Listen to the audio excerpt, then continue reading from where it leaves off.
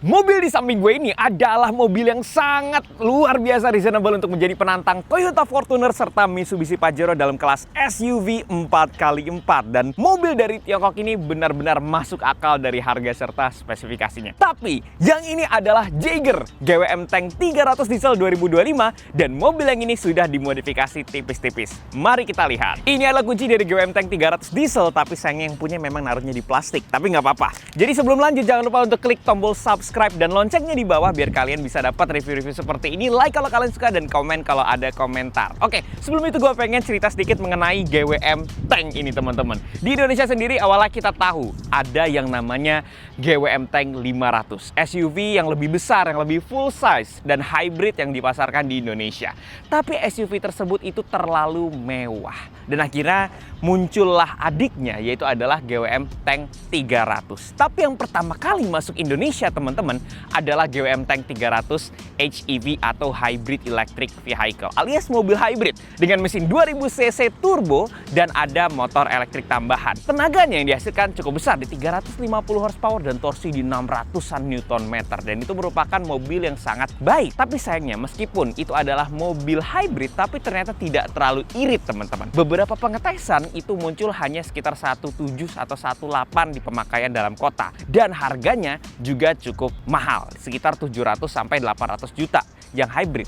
Nah, tapi pada awal tahun ini GWM Indonesia memunculkan ini teman-teman, GWM Tank 300 diesel dengan spesifikasi yang mirip-mirip dengan mobil-mobil SUV diesel leather frame yang sudah ada di Indonesia dan harga yang juga sangat-sangat reasonable. Mobil ini saat baru teman-teman itu dijual di harga 650 juta untuk varian 4x4 dan 598 juta untuk varian 4x2. Dan mobil yang ada di belakang gue ini adalah mobil yang 4x4 dengan mesin diesel yang nanti akan kita bahas. Ini malah mobil jadi lebih irit dibandingkan dengan mobil hybridnya.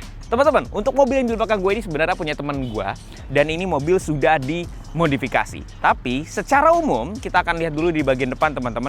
Memang desain dari GWM Tank 300 ini tuh benar-benar boxy sekali, benar-benar box, kotak. Dan itu mungkin yang malah disukai oleh orang-orang di Indonesia atau bahkan di luar negeri. Mobil ini teman-teman di luar negeri, di Timur Tengah, di Australia lagi naik daun, lagi senang orang-orang dengan value yang ditawarkan. Dan sepertinya di Indonesia orang-orang juga sudah mulai tertarik gitu ya. Nah, kemudian di sini ada lampu bulat teman-teman dan ini adalah lampu LED-nya dan ada grill di bagian tengah serta ada emblem tank. Dan ini adalah desain yang sangat aman. Tidak aneh-aneh, bukan konvensional tapi cukup gagah. Kemudian di sini hoodnya teman-teman agak sedikit ngebam di bagian atas ini. Ini menambah kesan gagah nih. Bam seperti ini dan biasanya cuma ada di mobil-mobil SUV yang besar atau mobil-mobil muscle car. Kemudian di sini ada bumper plastik di bagian bawah dan ini posisi bumpernya itu cukup tinggi teman-teman. Sangat-sangat tinggi sekali dan ground clearance-nya pun juga luar biasa tinggi. Tapi untuk mobil yang ada di samping gue ini memang mobil yang sudah diganti kaki-kakinya. Jadi mungkin ada pengaruh dari situ teman-teman. Nah kemudian kalau kita masuk ke bagian samping, ini mobil sudah diganti kaki-kakinya, ya kan? Kalian bisa lihat ini kaki-kakinya berwarna silver polish brush dan ini keren sekali. Jujur, ini keren sekali. Jadi kaki-kakinya ini menggunakan velg dari JF Luxury ya. Jadi velgnya masih replika dan ini model Bradley Takumi. Untuk spesifikasinya adalah ring 18, lebar 9 dan ET0. Sementara untuk PCD-nya sendiri sama dengan yang kita temukan di Toyota Fortuner. Jadi 6x139. Bannya juga diganti dengan Delium Terra Raider. Ini all terrain teman-teman tapi lebih tahu gitu ya dengan size-nya 285 65 ring 18. Ini size-nya naik sedikit dibandingkan yang standar yaitu adalah 265 dan makanya mobilnya jadi sedikit lebih gagah, lebih perkasa lagi dan sedikit lebih tinggi. Karena memang positioning GWM Tank 300 diesel teman-teman di Indonesia itu memang menjadi spesifikasi yang lebih rendah dibandingkan dengan hybrid. Jadi agak sedikit down spec. Tapi down spec-nya pun juga nggak yang gimana banget sampai dia tuh ternyata masih terasa lebih mewah dan lebih banyak fiturnya dibandingkan dengan kompetitor-kompetitor sekelasnya. Di bagian samping teman-teman, ini ada spion yang benar-benar ngotak. Ini khas SUV off-road diesel 4x4. Gagah sekali, molding-molding, fender-fender, over-fender plastik. Sampai sini, plastik-plastik. Ini benar-benar didesain agar bisa tahan ketika kita gunakan sehari-hari maupun off-road. Bahkan, handle-nya ini, dia tidak ada krom-kroman atau warna-warna senada dengan bodi. Benar-benar good old plastik. yang benar-benar menunjukkan kalau ini mobil adalah mobil yang digunakan untuk fungsi semestinya. Di atas ada roof rail, dan yang uniknya yang varian 4x2 itu nggak ada roof rail ya teman-teman. Jadi hanya yang 4x4, dan ini roof railnya wah kokoh sekali, besi ya. Terus mobil ini adalah mobil 5 seater yang nanti kita akan lihat bagian dalamnya. Hanya 2 baris saja ya teman-teman ya. Dan roda belakangnya juga sudah diganti sama seperti yang depan dengan velg Bradley Takumi ya, dan ban yang sudah lebih jack lagi. Dan karena ini mobil diesel teman-teman, jadi dia hanya ada 1 tangki solar teman-teman. Sekarang kita bahas bagian belakangnya teman-teman. Belakangnya ini gagah sekali ya. Dia benar-benar kotak, nggak neko-neko sama sekali, dan perfectly matching dengan desain depan ataupun sampingnya. Tapi ada yang unik teman-teman. Yang pertama, bannya ini telanjang, jadi tidak di cover sepenuhnya, tidak seperti GWM Tank 500. Jadi ban serepnya masih telanjang seperti ini, tapi bagian tengahnya ditutup dop. Dan di sini ada bagian kamera juga. Kemudian ada stop lamp, dia agak memanjang vertikal ke bawah LED, dan ada tulisan GWM Tank dan 2.4T 4WD. Jadi menandakan kalau ini adalah versi dieselnya dan all-wheel drive. Untuk membuka, bagasinya juga seperti ini. Jadi dia terbukanya itu terbuka horizontal ya. Tapi memang lagi agak berantakan teman-teman karena kita lagi syuting. Tapi di sini ada berbagai hal yang bisa kita lakukan. Contohnya di sini ada cantelan, terus ini ada net teman-teman. Jadi sewajarnya mobil-mobil dengan kaliber seperti ini. Bahkan teman-teman, di bagian sini ada colokan. Ya, jadi ada benar-benar colokan seperti di rumah yang bisa ngecharge apapun ketika dicolok seperti ini, dan kontak mobilnya dalam kondisi nyala. Jadi sangat-sangat membantu itu ya. Sekarang kita tutup aja. Wah, dan nutupnya mantep loh ya. Nggak jeglek, nggak cuma jeglek tapi bruk. Mantap sekali ini mobil nih. Kaca-kaca yang digunakan di GWM Tank ini beberapa juga dari Saint-Gobain. Jadi memang diproduksi dari produsen-produsen kaca yang juga menyuplai mobil-mobil mewah dan respectable di mobil Jepang. Sekarang mari kita buka, ada apa di balik kap mesin ini? Ini adalah mesin yang paling diinginkan orang-orang di Indonesia. Ini adalah mesin diesel teman-teman. GWM 2400 cc turbo diesel inline 4. Tenaga yang dihasilkan adalah 184 PS dan torsi yang dihasilkan adalah 480 Nm. Kalau kita bandingkan dengan 2400 cc sejenis, misalkan kepada Toyota Fortuner 2GD, ini tenaganya lebih besar dari perihal horsepower dan torsi. Tapi kalau kita bandingkan dengan Pajero Sport, mungkin 11-12 ya teman-teman ya. Paling secara torsinya dia cukup besar di 480 Nm. Nah teman-teman, mesin ini digabungkan dengan satu transmisi yang dimana transmisinya itu adalah in-house production dari GWM sendiri. Jadi tidak ada transmisi yang sharing dengan mobil-mobil merek lain ya, tidak seperti ZF atau apa gitu. Enggak, ini in-house dari GWM, mereka membuat sendiri, dan transmisinya adalah 9 speed otomatis. Ini yang menjadi daya tarik dari GWM Tank 300 diesel ini, karena mobil-mobil diesel yang ada di Indonesia itu kebanyakan punya transmisi 6 speed hingga 8 speed seperti Fortuner dan Pajero. Tapi yang pakai 9 speed itu mungkin baru mobil ini di kelasnya. Kenapa seperti itu? Kenapa gue bilang ini suatu keunggulan? Karena ketika kita menggunakan mobil ini di tol, gigi ke-9 itu bisa berguna sebagai overdrive, dan mobil ini bisa melaju dengan RPM yang sangat rendah ketika sedang cruising di jalan tol. Bahkan menurut yang punya mobil, ketika berjalan 100 km per jam, mobil ini hanya run di 1500 RPM. Itu RPM yang sangat rendah sekali, dan jadinya ini mobil sangat efisien. Lebih efisien dari yang hybrid teman-teman. Kalau yang hybrid itu konsumsi bahan bakar 1:7, 1:8, ini bisa 1:12 minimal. Dan itu terbantu juga dengan karakter mesin diesel yang kuat torsinya di RPM bawah teman-teman. Dengan segala macam kebaikan itu, mengapa sekarang GWM itu meluncurkan yang diesel ini? Karena mungkin mereka ingin meraih demografi yang lebih luas di SUV leather frame ya. Cara mekanikalnya mereka sukses lah untuk merebut seperti itu. Nah teman-teman, nanti kita akan tes mesin ini di jalan raya, tapi ada satu hal yang agak sedikit mengganjal mata gua, yaitu adalah ini bagian downpipe-nya ya, atau bagian knalpotnya itu berada di bagian depan, teman-teman. Jadi kalau biasanya di mobil-mobil longitudinal ya teman-teman ya, bagian intake itu di depan dan bagian exhaust itu di belakang. Jadi secara flow itu enak, dan bagian yang panas itu hanya di belakang dan bagian yang dingin di depan. Nah, mesin ini turbonya dibalik teman-teman, sehingga bagian exhaustnya itu ke depan dulu baru memutar, dan bagian intake-nya itu dari belakang baru ke depan. Jadi kalau bisa digambarkan seperti sebuah es gini dalam flow udaranya. Dan ini cukup aneh ya, maksudnya kenapa engineer-nya berpikir seperti ini, dan yang terlihat turbonya ini besar, lebih besar dibandingkan dengan mobil-mobil sekelasnya ya teman-teman ya. Tapi nanti kita tes lah ya. Mesin ini lebih simple, bisa minum solar tapi tidak disarankan mungkin ya. Kita pakainya Dex atau Dexlite aja, dan ini yang disukai oleh masyarakat Indonesia. Torsinya enak di RPM bawah. Nanti kita tes. Oke teman-teman, memasuki interior dari GWM Tank 300 Diesel alias Jaeger ini, yang pertama kali kita lihat adalah desain interior ini mirip sama suatu pabrikan. Yes, kita harus sebutkan aja di sini, memang dia itu sangat mirip dengan Mercedes-Benz teman-teman. Mulai dari kisi-kisinya di sini ya, kisi-kisi AC-nya, kemudian ada bagian-bagian trapezoid di dashboardnya ini, ada bagian soft touch di atasnya, dan ada screen yang memanjang dua seperti ini 12,3 inch, mirip sekali dengan Mercedes-Benz. Tapi sebelum kita lanjutkan, kita nyalain dulu ya mobilnya ya. Getarannya seperti mesin diesel. Dan tadi ketika kita masuk dan kita buka pintunya, kita tutup, pintunya ini bener-bener mantap sekali teman-teman. Jadi nggak ada rattle, bener-bener semuanya tuh blep gitu, enak sekali. Dan ketika tadi kita nyalakan mobilnya, dia ada sebuah opening chime yang menyambut kita kalau mobilnya sudah nyala teman-teman. Sekarang kita lihat dulu, di sini ada setirnya, yaitu 3 spoke, dan bagian tengahnya ini agak gendut seperti ini, tapi secara dimensi dia tidak terlalu besar. Ada pedal shift di bagian belakang, dan ada beberapa tombol untuk mengatur seperti telepon, audio, dan segala macamnya. Kemudian ada layar 12,3 inch ini teman-teman, ada dua, yaitu di bagian driver dan di bagian tengah sini, yang di sini untuk menampilkan informasi-informasi terkait dengan mobilnya secara lebih dekat. Dan yang di tengah itu lebih umum teman-teman. Jadi untuk Apple CarPlay, Android Auto, dan infotainment lainnya. Nah, di bagian bawah sini kita nyalakan dulu AC-nya.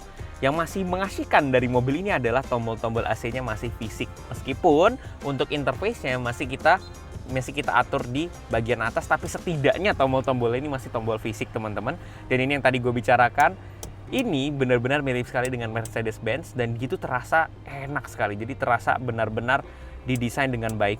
Kemudian di sini ada ambient light teman-teman. Ambient light ini lagi-lagi mirip dengan Mercedes-Benz. Di sini juga ada handrail untuk kita pegangannya ketika mobil ini off-road. Ada glove box yang dia juga soft dan juga close opening. Dia juga soft opening. Di sini teman-teman juga ada wireless charger, yang dimana wireless charger ini tuh tidak tersedia di mode yang 4x2. Di sini kita taruh aja dan akan nge-charge ya di sini ya. Kemudian ke bagian tengah sini teman-teman, kalian bisa lihat ini adalah tempat yang cukup menarik ya. Pertama, dari gear shifternya ini terinspirasi dari aviasi. Jadi mirip-mirip seperti tangkai-tangkai pesawat ya. Untuk mengaplikasikan ya, tinggal kita masukkan ke D, ke N, ke R, ya kan, ke P. Nah, kemudian ada beberapa kontrol off-road yang nanti juga akan kita jelaskan sembari kita akan melakukan off-road nanti. Dan ada beberapa tombol di sini untuk mengatur seperti di vlog belakang dan segala macam. Nah, di bagian tengah sini ada storage teman-teman yang bisa kita buka. Dan sudah cukup. Dan joknya itu pakai Nappa leather berikut dengan ventilated seats. Jadi dia akan mengeluarkan hawa dingin ya, biar kita itu tidak terasa kepanasan ketika lagi di Jakarta yang super panas ini. Dan untuk yang 4x4 teman-teman, memang sudah disediakan sunroof di bagian atas ini. Jadi beda dengan yang 4x2, tidak ada sunroof. Dan ini adalah tempat yang sangat menyenangkan. Semuanya cukup ya, semuanya cukup, rasanya juga baik, kokoh semuanya. Di sini masih ada plastik-plastik keras ya. Dan di bagian tengah ini ada jam. Ini jarang sekali nih mobil-mobil itu sekarang punya jam fisik yang sebenarnya sangat penting ya, yang ditaruh di tengah sini. Kemudian kalian harus lihat ini door trimnya. Door trimnya ini udah sedikit bagian plastik tapi sisanya soft touch teman-teman. Dan ada bagian-bagian seperti speaker. Ini pakai sebuah ukiran metal gitu ya. Dia pakai plat besi. Kemudian door trim yang langsung bersentuhan dengan tangan sini, dia itu juga leather perforated dan ada ambient lightnya, ada handle-nya, dan jadi semuanya ini benar-benar dipikirkan. Tidak hanya mobil yang gimmick aja, tapi ternyata bisa benar-benar usable. Nah teman-teman, secara positioning di Indonesia yang diesel ini memang di bawah yang hybrid. Tapi sebenarnya di luar negeri sana seperti seperti di Australia, memang tank 300 diesel ini tersedia juga sebagai model yang di atas versi hybridnya. Jadi punya beberapa kelengkapan. Tapi sepertinya GWM Indonesia memasukkan ke Indonesia ini dengan positioning yang lebih rendah. Jadi mungkin untuk mengejar harga yang bisa bersaingnya. Sehingga ada beberapa yang memang tidak tersedia di sini dibandingkan dengan yang hybrid. Contohnya adalah di vlog depan, jadi dia hanya bisa untuk melakukan di vlog belakang. Dan teman-teman, ini sistem penggeraknya bukan all wheel drive full time, melainkan 4x4. Tapi sebenarnya ini yang disukai oleh orang-orang yang suka dengan off-road. Karena dengan 4x4 ini kalian bisa switching ke 2H, 4H, dan 4L. Kalau yang di hybrid itu full time all wheel drive. Yang sebenarnya itu lebih cocok untuk penggunaan di dalam kota gitu ya. Yang ini benar-benar off-roader sejati. Oke, masuk ke row 2-nya teman-teman. Mind you, ini adalah mobil yang hanya 5 seater aja, hanya ada 2 baris dan baris keduanya seperti ini. Tinggi gue teman-teman itu di 175 cm dan kalian bisa lihat ini legroomnya, headroomnya pun juga aman. Dan di sini di bagian atas itu sedikit ada naikan seperti ini ngebulge. Nah, dia itu untuk memberikan headroom yang lebih teman-teman. Dan mobil ini sangat laku sekali di Australia serta Uni Emirat Arab. Jadi harusnya mobil ini sangat bisa mengakomodasi orang-orang dengan struktur badan yang lebih tinggi dibandingkan orang Indonesia. Kemudian teman-teman di bagian door trim ini mirip sekali dengan yang depan, meskipun yang di bagian belakang ini lebih banyak plastiknya. Tapi masih ada nih bagian-bagian yang empuk di sini, masih ada handlebarnya. Kemudian ada storage di bagian belakang, ya ini umum saja. Kemudian di sini ada AC dan ada 2 buah USB yang bisa kita colokkan untuk melakukan pengecasan device di belakang sini. Bagian tempat duduknya ini tidak ventilated seperti yang depan.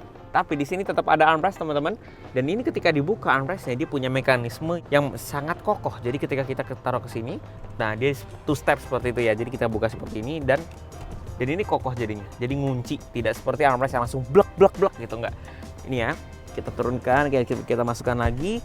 Dan ini adalah posisi reclining yang paling mundur yang ada di GWM Tank. Jadi nggak bisa lebih mundur lagi. Dan kalau kita duduk di bagian tengah ini cukup terasa ya. Jadi membuat mobil ini sedikit keras kalau kalian duduk di tengah. Tapi kalau untuk duduk di pinggirnya, ini mobil benar-benar sangat tidak ada komplain sama sekali.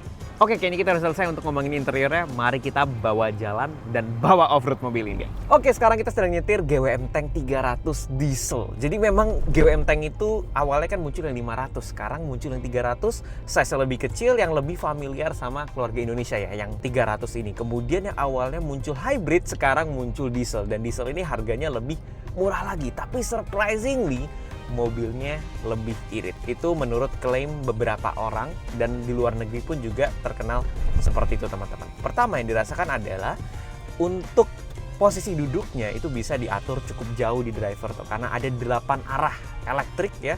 Dan ini ada memory seatnya juga dan itu juga elektrik di bagian penumpang baris kedua. Nah kemudian yang pertama kali gue rasakan ketika mobil ini jalan yaitu adalah transmisinya cukup banyak giginya. Jadi karena dia tuh punya 9 speed atau 9 gigi transmisi, jadi mobil ini awal-awal tuh langsung berasa dia mencari-cari gigi yang lebih masuk akal. Surprisingly ini mobil sangat-sangat halus sekali karena meskipun dia itu adalah mobil diesel ya, karena kebanyakan mobil diesel itu punya getaran yang cukup luar biasa gitu, apalagi ketika berakselerasi, tapi ini mobil sangat-sangat halus sekali. Nah sekarang kita mau menuju tempat off-road di ICE BSD biar agak sedikit real ya. Nah teman-teman, mobil ini tuh pakai suspensi depan itu adalah double wishbone dan belakang adalah multilink. Jadi dia full independent depan belakang dan suspensi mobil ini berada di tengah-tengah teman-teman. Jadi dibilang empuk banget juga enggak, tapi dibilang keras juga enggak. Karena memang mobil ini tuh tidak bisa untuk terlalu keras atau terlalu empuk ya, karena dia pertama bobotnya juga cukup berat di 2,5 ton dan dia juga harus bisa menjaga stabilitas di medan off-road gitu. Dan sekarang kita lagi berada di medan off-road yang cukup ringan dan kita nggak perlu switch ke 4x4, ini masih two wheel drive yang belakang aja. Yang kedua adalah setir dari mobil ini ternyata terasa sangat enteng. Ini jauh lebih enteng karena memang mobil-mobil yang menjadi kompetitornya di Indonesia ya kayak Fortuner atau Pajero dia masih pakai power steering yang hidrolis. Sementara ini seperti sudah elektrik, jadi sangat enteng. Ini enteng-entengnya mirip Land Cruiser teman-teman ya.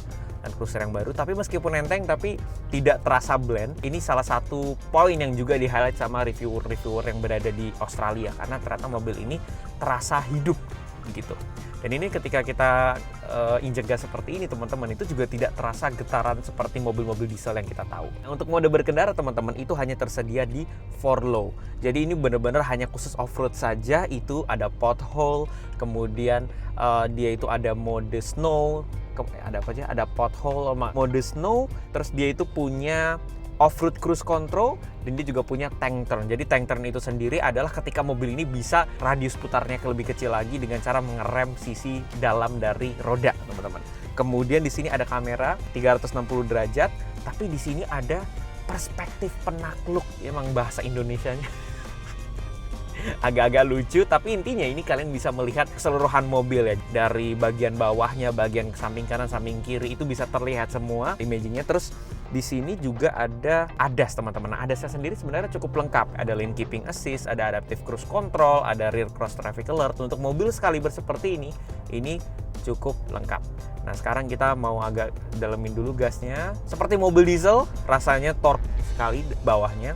Tapi gue merasa power delivery atau tenaga yang disalurkan ke roda itu tidak tidak sekasar mobil-mobil Jepang. Jadi dia jauh lebih halus. Oke, sekarang kita coba untuk merasakan tenaganya.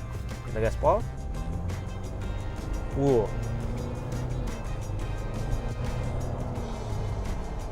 Transmisinya itu enak sekali, jadi dia itu milihnya jauh lebih pintar dibandingkan dengan transmisi-transmisi yang mungkin hanya 6 speed atau 7 speed. Sebenarnya tenaga ini teman-teman, kalau kita bandingkan dengan Fortuner 24 ya so-so ya, tapi kalau dengan Fortuner 28 gue merasa 28 sedikit lebih punya punch gitu. Dan ini memang mobil lebih smooth lagi, jadi lebih halus lagi untuk penyaluran tenaganya. Dan karena mobil ini udah dimodifikasi sama yang punya teman-teman, jadi emang bannya itu lebih besar, lebih berat lagi. Jadi mungkin penyaluran tenaganya akan terasa lebih lelet. Tapi sebenarnya enggak ya. Enggak selelet itu, tapi memang lebih halus saja.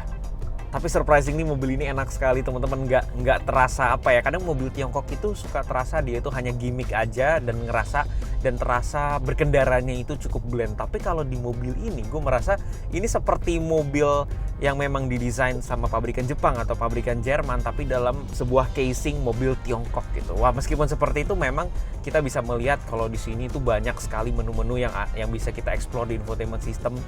Dan ini menunya base-nya Android teman-teman. Jadi banyak sekali kita bisa masuk ke menu, kita bisa Android Auto atau Apple CarPlay, dan mode off-road di sini itu yang paling sering gue gunakan. Karena di sini kalian bisa melihat ada artikulasi mobilnya, kemudian apakah dia lagi ada di mode 4x4 atau bahkan sesimpel mobil ini sedang menggunakan diff lock yang mana. Tapi teman-teman, di sini ada diff lock hanya belakang saja. Jadi tidak seperti yang hybrid ketika kita juga bisa diff lock yang depan, tapi untuk mobil ini khusus kita hanya bisa mengaktifkan diff lock yang belakang. Diff lock itu sendiri adalah menyamakan speed antara roda kanan dan roda kiri. Jadi gripnya kalau kita lagi ada di medan off-road itu lebih baik ya.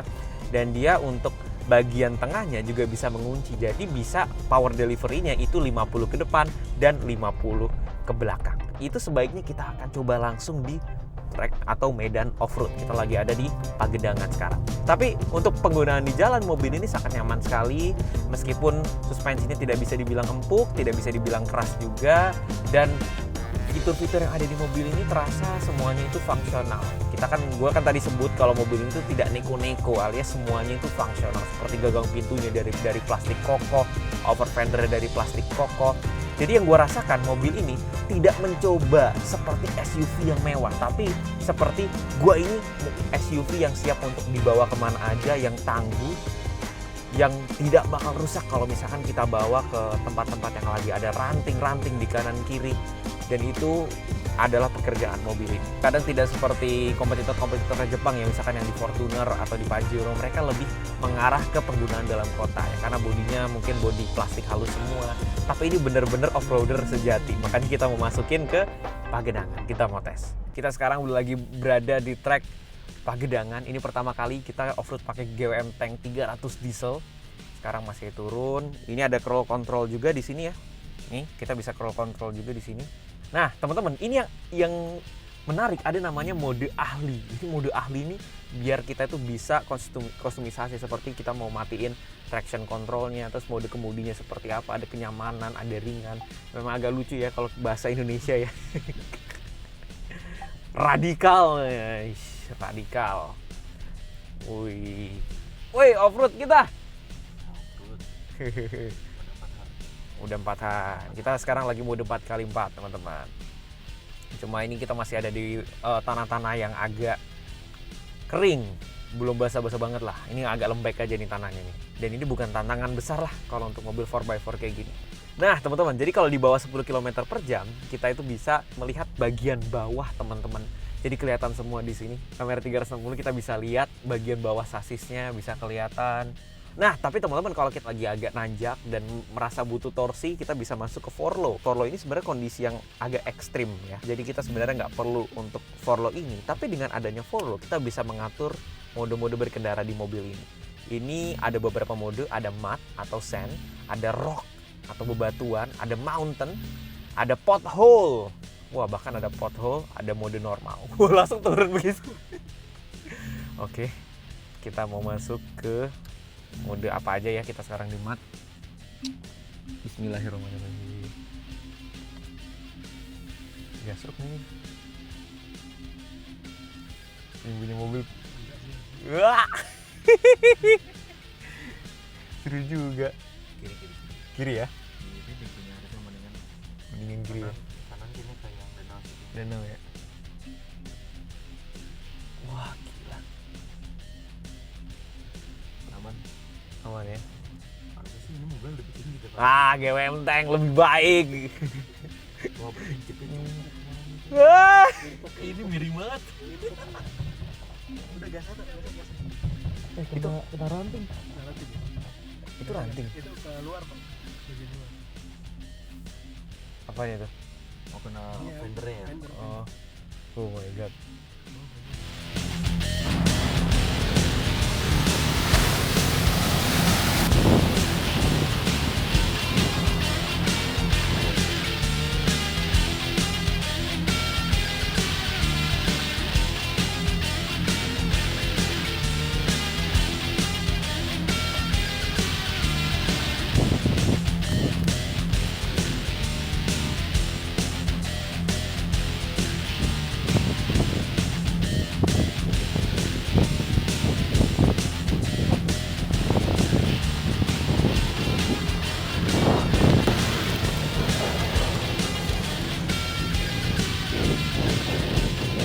Wah, itulah rasanya berkendara off-road. Biasanya gue berkendara on-road, teman-teman, pakai mobil-mobil yang punya performa tinggi. Ini pertama kalinya gue mencoba mobil-mobil seperti ini di tempat yang seharusnya. Dan memang setelah gue mencoba mobil ini, gue juga melihat beberapa reputasi di luar negeri. Ternyata mobil ini secara kapabilitas off-road itu benar-benar di atas mobil yang seharga, sehingga value for money dari mobil ini tuh benar-benar luar biasa. Di Indonesia sendiri teman-teman ini dijual dengan harga 650 juta dan itu lebih murah sekitar 100 jutaan dari kompetitor-kompetitor Jepangnya yang 4x4. Dan itu luar biasa ya dengan apa yang ditawarkan mobil ini.